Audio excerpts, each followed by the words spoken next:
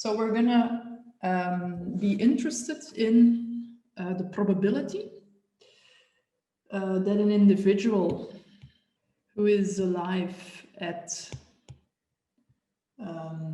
age or time A, that depends a little bit how you define your time scale.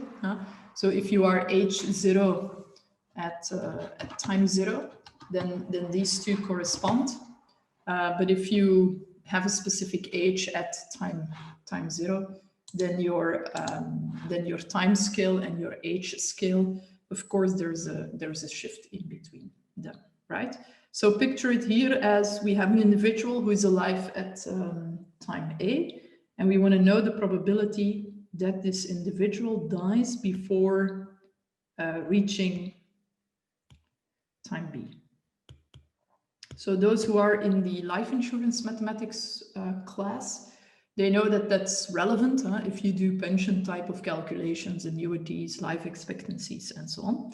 And they also know that actuaries typically use a notation Q to denote a probability of dying. So in this case, the Q that I'm interested in is the probability that the future lifetime of my individual is between A and B, given that this future lifetime of my individual is at least as large as A, right? So here X, I could say that as the future lifetime of the individual under consideration.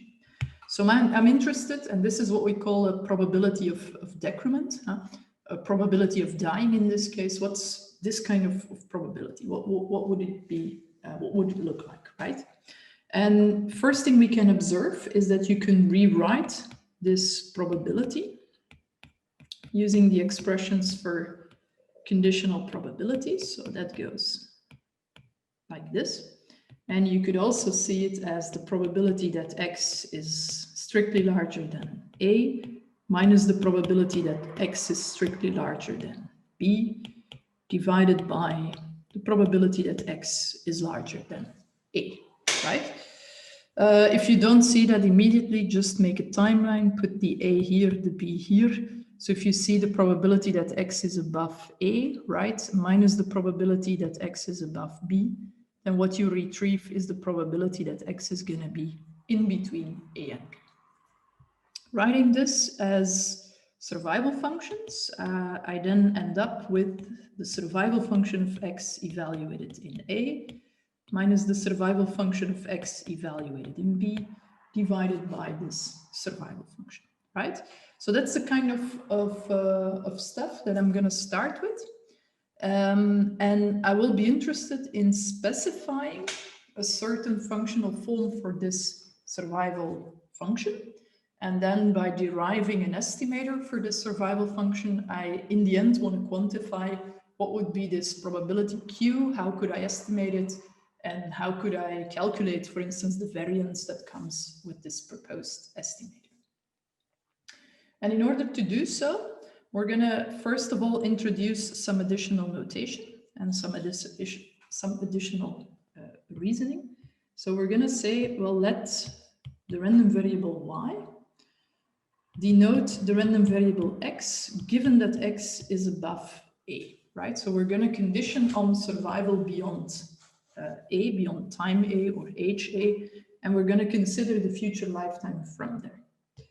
Then if I look at the survival function of y evaluated in y, that's going to be the probability that x is larger than y, given that x is larger than a. So it's going to be the survival function of x in y divided by the survival function of x evaluated in a, right? And what I'm going to assume now is this particular functional form, functional expression, for this survival function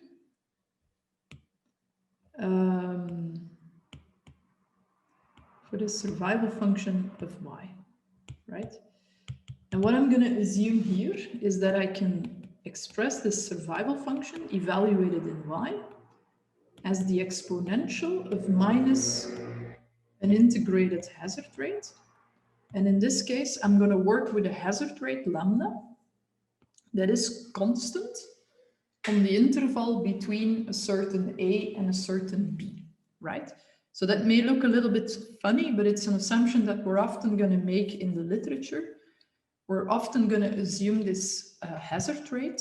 If you're looking at survival probabilities, we're often going to assume this piecewise constant hazard rate or force of mortality. And here we assume that there is a constant lambda, which expresses my force of mortality or my hazard rate on the interval from A to B. So we're going to assume that this that the y is in between certain A and B. Yeah, and that I get something like this. Okay, so of course, if the hazard rate is constant, then I get a super simple expression for my survival function, and it's given like this. Okay, so here there are a few things going on, right? And in fact, we already encountered some of these things earlier on. So the first thing is you can see the survival function as the exponential of minus the integrated hazard rate, right? And this is something that really goes back to the beginning of our course. I remember Niels asking a question about that, and I posted something on the discussion board, if I'm not mistaken.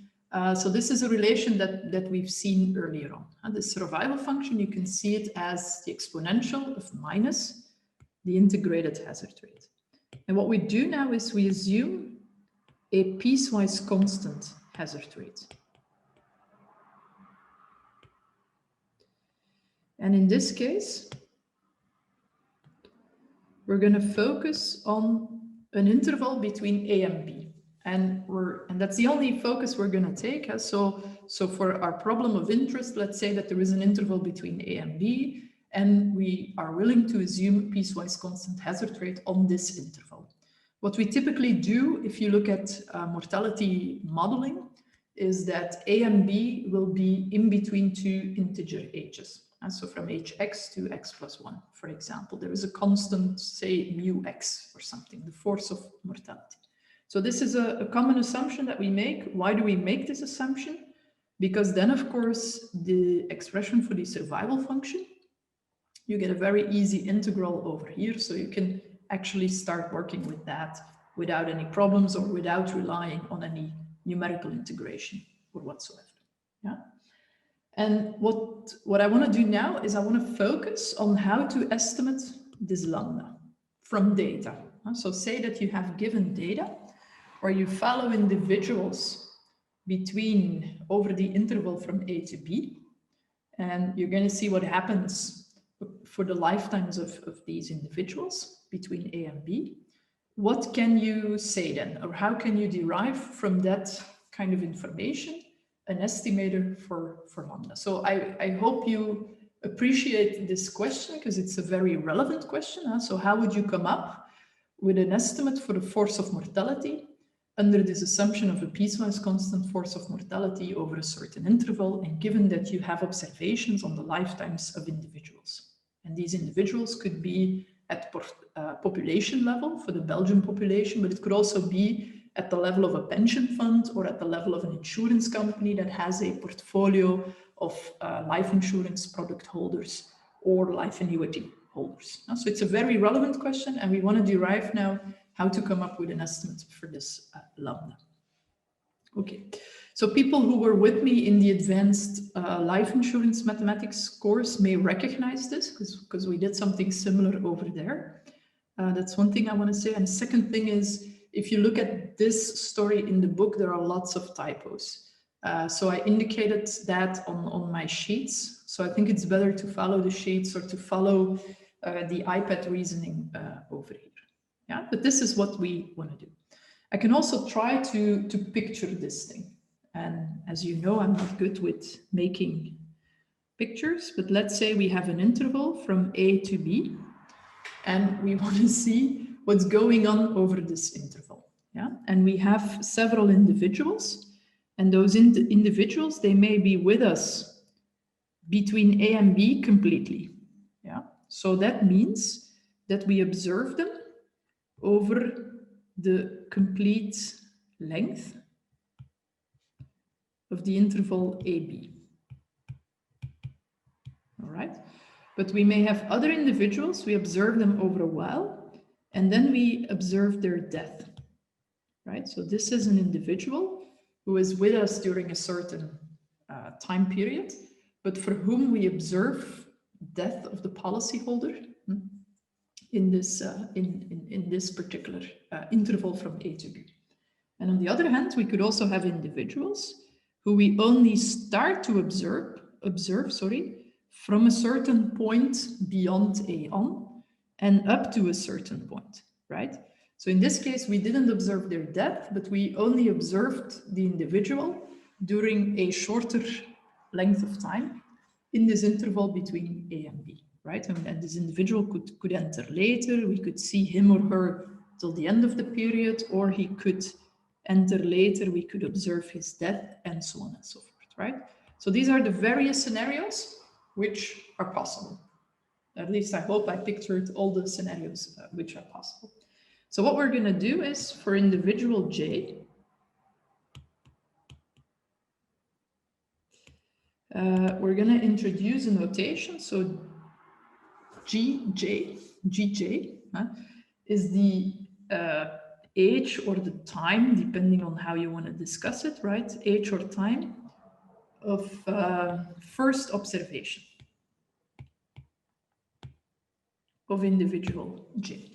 So in my picture here, for this first timeline, I observed this individual from the beginning of the interval. But like here, for these guys, I only observe them from a later point in time on. And in a similar way, we could say the age, J is the age or the time of the last observation of my individual. Okay. And both should be within this interval from A to B. Right, so I want to focus on what part of the timelines of my individuals can I observe between A and B. So that means that A must be equal to or strictly smaller than. You can debate about that. That doesn't matter much. So you get something like this. Okay. And one additional thing that we need to indicate is what is delta J. Delta J is going to be 0 if the individual is alive at the last point of observation.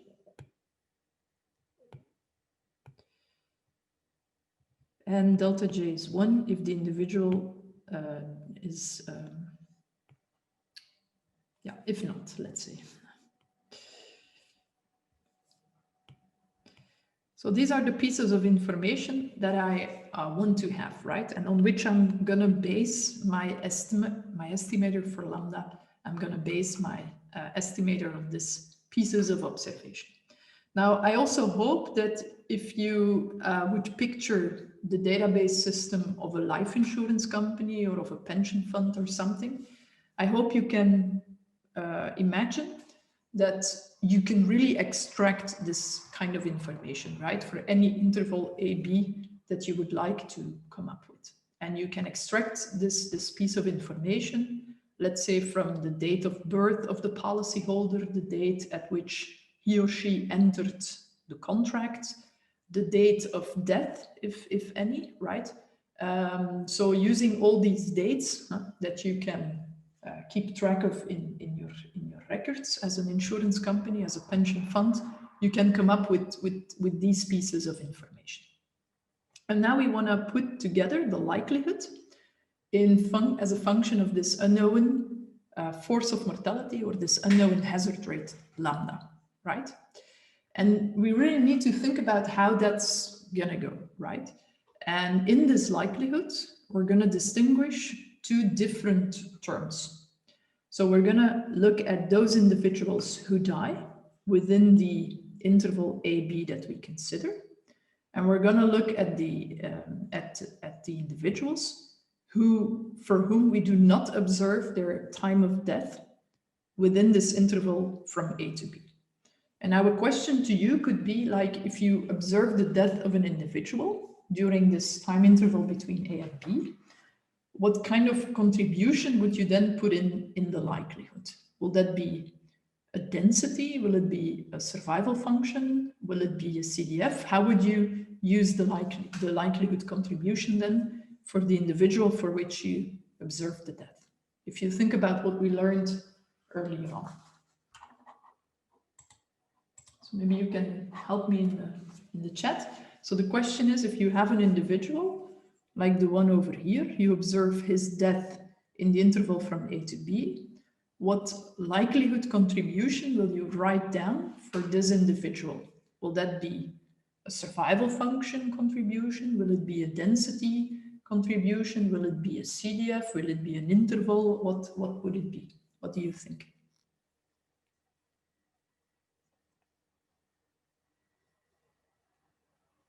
Anyone? You observe the event of interest, right? So that will be captured in your likelihood with a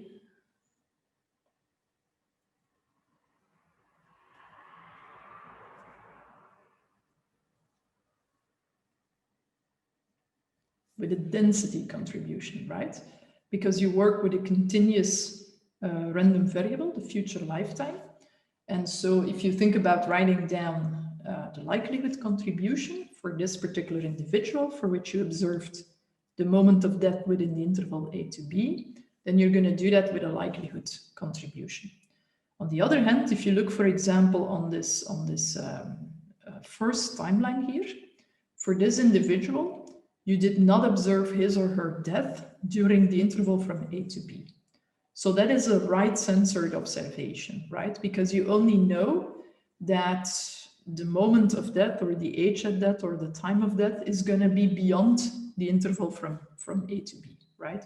Or it's going to be beyond the last observed point in time for an individual like this, for example. So that's right censoring. That will be contributed in the likelihood by working with a survival function. And so that's an important distinguish that you need to make, and that will allow us to write down the likelihood for the kind of sample that I picture with my different timelines. And we need to take into account then that we need to make a distinction between delta J is 1 versus delta J is 0, right? So what we're going to do now is we're going to write down the likelihood.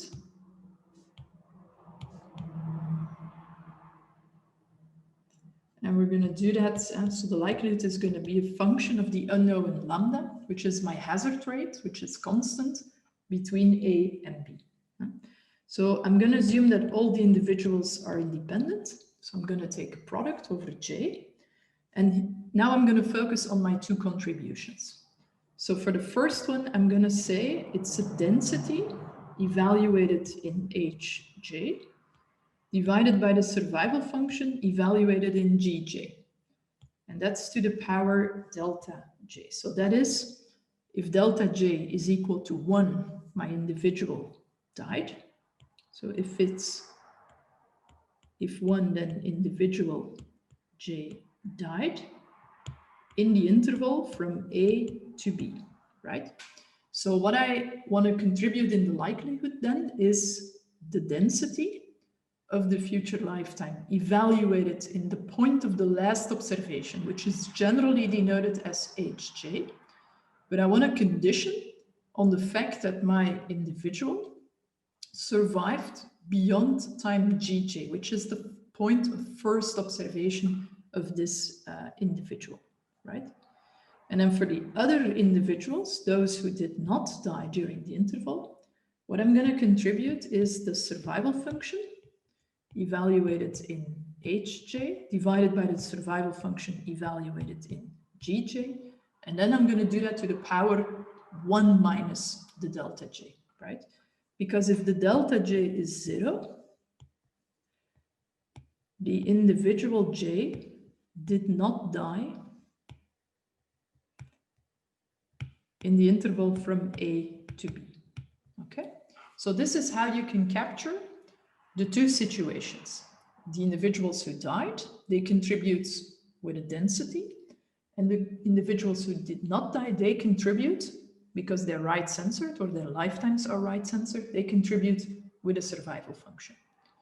And we have to work here with the conditional thinking because we need to take into account that our individuals were first observed at age or time gj. And so we want to contribute with conditional density. And so that's the one over here. It's a conditional density.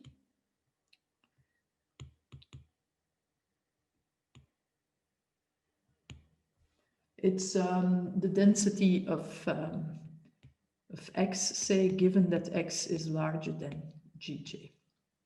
And here you have a conditional survival function.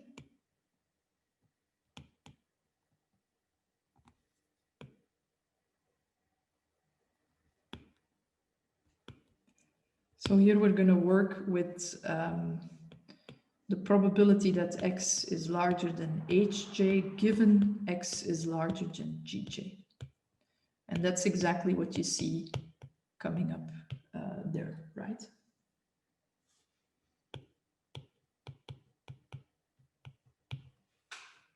Okay. And now what we want to do is we want to plug in the expressions with the piecewise constant hazard rate. And once we've got those, we can switch to the log likelihood. We can take the derivative with respect to lambda, and we can actually estimate what this lambda would be like. Yeah, so that will be our next step.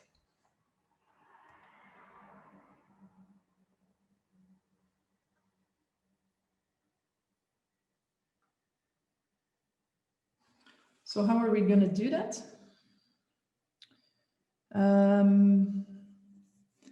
Well, first, how should I start? Yeah, let's start a new window. So now we're going to plug in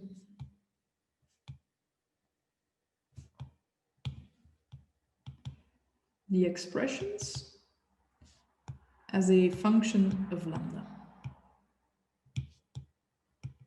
So on the one hand, we have our survival function conditionally. So that looks like this thing. And there we could say, now I have to be a little bit careful how I write it.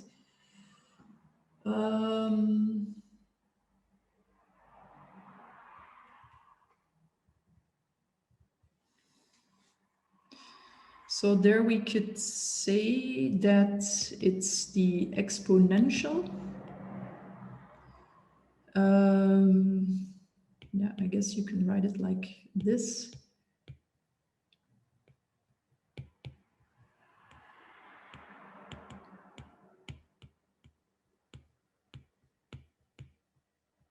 Right?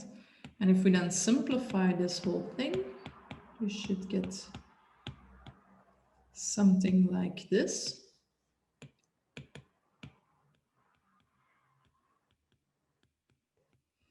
Okay, and if I further simplify that, that would be minus aj times lambda plus a times lambda plus gj times lambda minus h a times lambda. So if I work that out, I'll in the end get the following expression. So that is minus hj minus gj times lambda. Because of my assumption of a piecewise constant hazard rate on everything that happens between A and B, right? So this is my contribution. If I look at those individuals for whom I did not observe the event of interest, in this case, death of the policyholder. This will be my contribution to the likelihood. All right.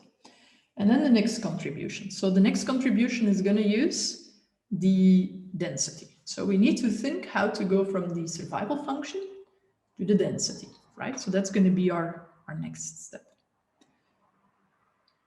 So now we want to think about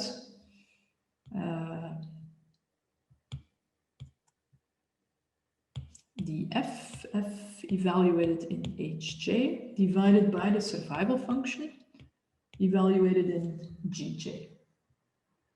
Okay.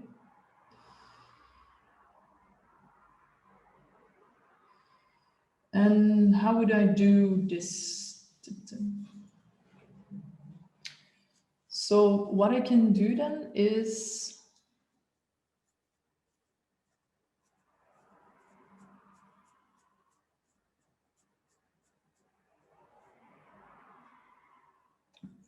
if I look at my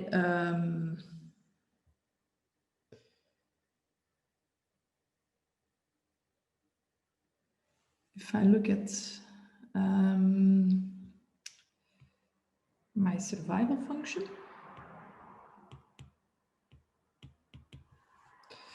so that would be the exponential minus the integral from a to g, the lambda. So that would be again a term like this.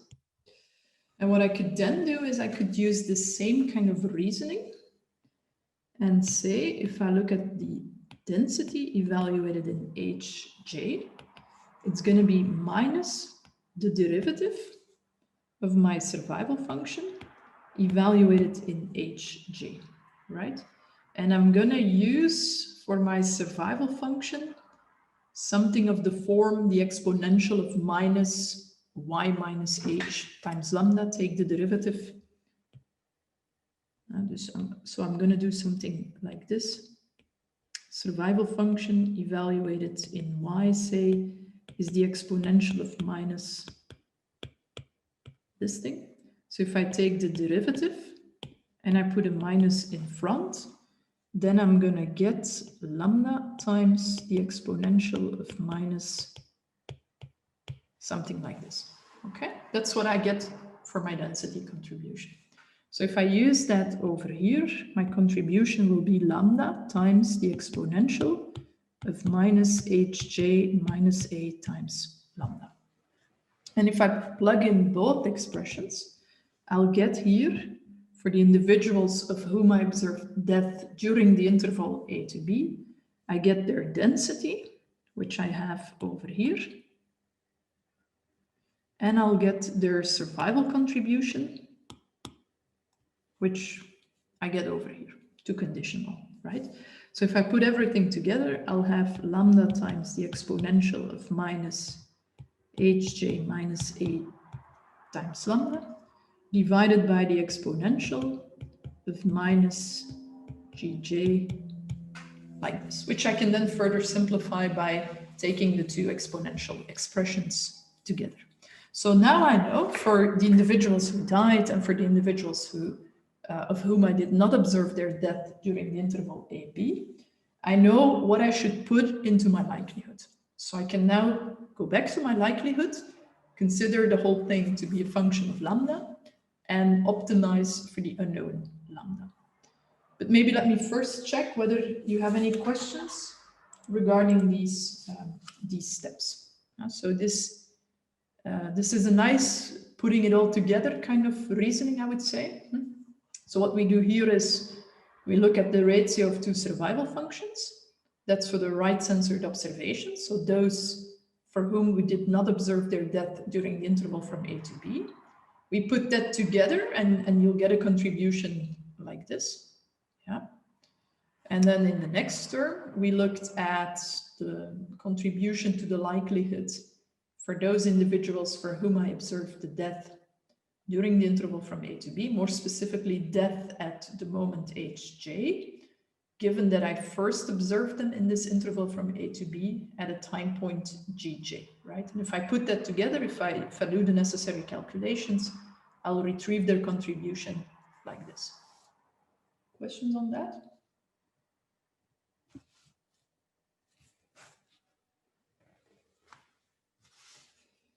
So if I put things all together, if I put it all together,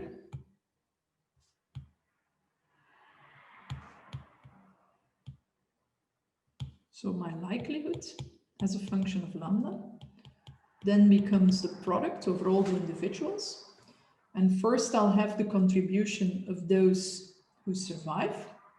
So that's going to be the exponential of minus, oops.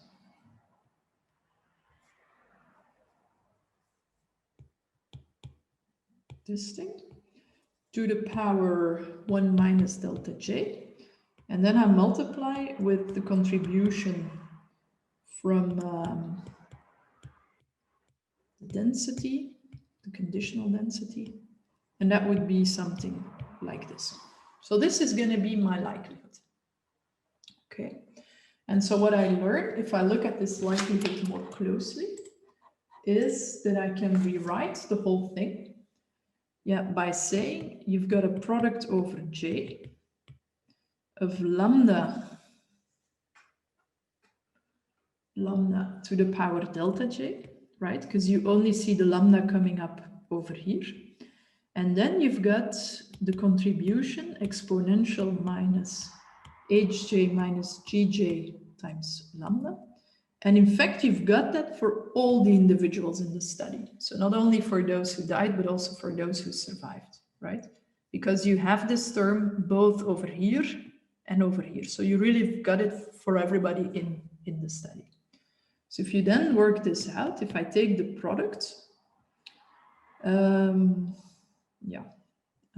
so if you work this out, you'll end up with lambda to the power the sum of the deltas. And you'll get here the exponential of minus lambda times the sum over j of this aj minus gj. Now, what we're going to denote is we're going to call this thing the exposure to risk of individual EJ. So it's the exposure to risk, that's the time length.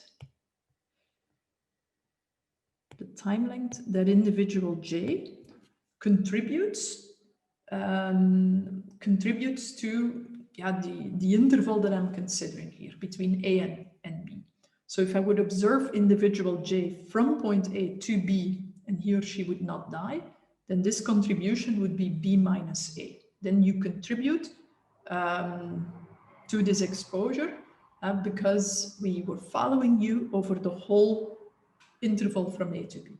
But if we only observe you during a smaller time period, then we need to take that into account, right?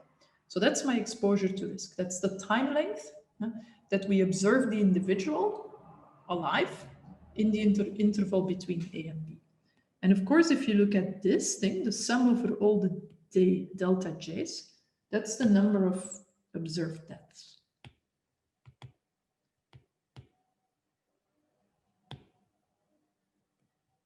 Right?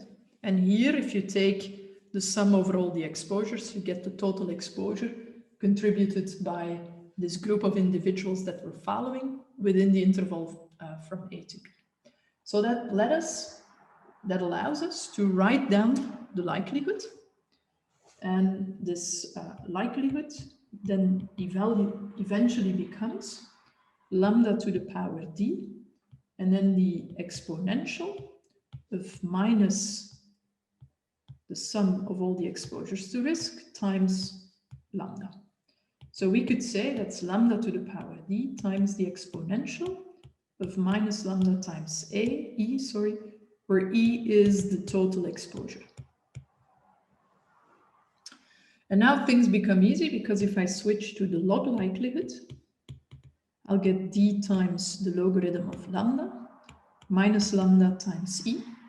If I take the derivative of this log likelihood with respect to lambda, I'll get D divided by lambda minus E, put it equal to 0, and I'll retrieve that the lambda is equal to D divided by E.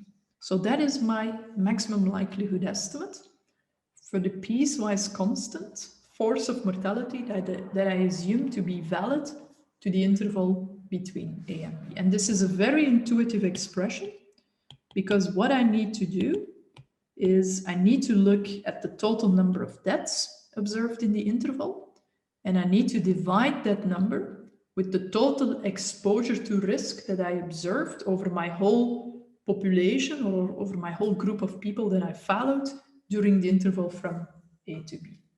And that is also, if you look at sources like what the Human Mortality Database or Eurostat is publishing on mortality statistics, that's also what you will retrieve over there. And you will find information on the number of deaths observed in a particular year in between particular ages. And you will find information about the corresponding exposure to risk. And that will allow you to put together a maximum likelihood estimate for the force of mortality in between certain ages, X and X plus 1, using the information for a specific year of data, let's say. Yeah.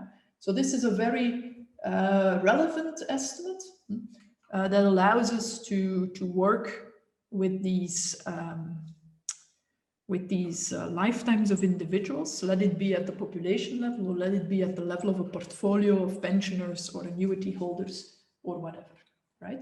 So having this lambda, you can of course switch to an estimate for Q, and Q could be, for example, 1 minus the exponential of minus the difference between A and B times lambda, and then you just have to replace the lambda with this maximum likelihood estimate. Then you have a maximum likelihood estimate for Q, for which, using the delta method, you could also calculate the variability that comes with this estimate. That's illustrated on the sheets.